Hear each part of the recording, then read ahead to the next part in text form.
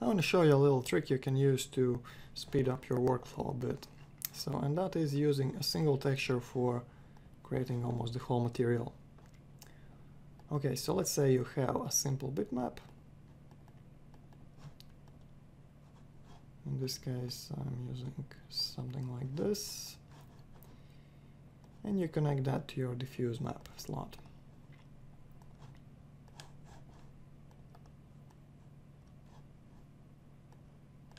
Right, and that's how it looks.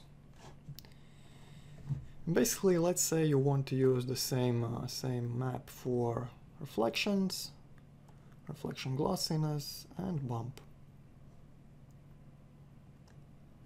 Right now it doesn't look too good since we have these colored reflections and the bump is not exactly right, and it just doesn't work right. So what you can do is, instead of creating a different variation of this texture for all these maps, you can just assign a color correction map on the path you want to use it on. So let's say you want to change the reflections. You create a color correct map, go in, bring down the saturation, bring down the contrast, and make it a bit brighter. Okay? And I think that's good. So next up, you want to change the reflection glossiness. So zoom in, desaturate, make it brighter, make it less contrasty, make it even brighter like that. And I think it looks good. And it's quite easy to adjust as well. Okay, and for bump, let's say you want to increase the contrast.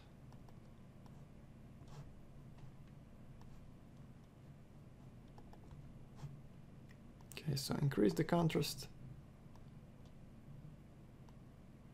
and brightness as well. Okay, so let's make it rough. So once you set everything up, it's very easy to update or change. And this whole material is generated from that single bitmap, with just some slight color corrections.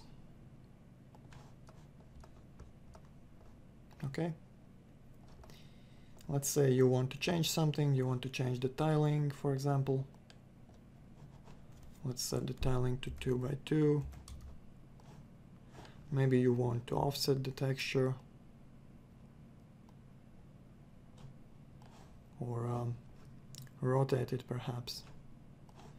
You can do it, and do not worry about the other maps. They will be adjusted automatically. So once you re-render, you're going to see that everything works exactly like it should, without any problems. Alright.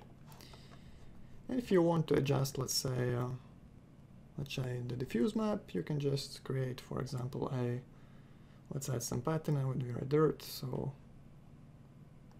just drag Vira Dirt right here, assign that map to the unoccluded color slot,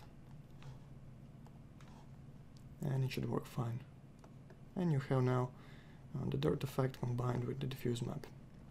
And you can work in a similar way with the other maps as well. Right, so this is a method you can use to speed up your workflow a bit.